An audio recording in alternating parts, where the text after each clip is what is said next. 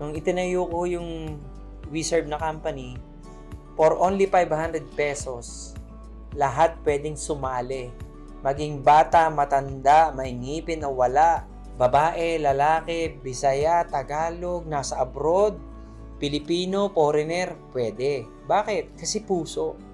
Puso yung gusto kong mangyari na lahat may karapatang lumigaya, umunlad, magkapera. Inisip ko, paano na lang kung wala talagang maibigay na trabaho? Pero alam nyo, nung naisip ko na pwede palang may makapagnegosyo ng 500 lang ang kapital, lahat ho may 500 na kahit pa paano. Ayoko naman sabihin yung pinopromote ko yung business na yun, pero totoo talaga ho. Sa 500, meron ka ng feminine wax, may sabon ka, may pang-alis ka ng makeup. I don't know. Pero kikita ka na.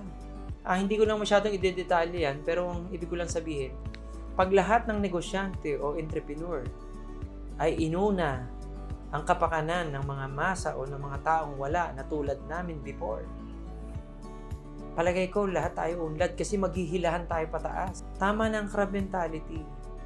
Tama na yung hilahan pababa. Maghilahan tayo pataas. Pag lahat tayo nagtutulungan, lahat tayo nagbibilihan, basta ginusto nyo magtulungan at wag magsapawan, tayong mga tao, design talaga mag-grow.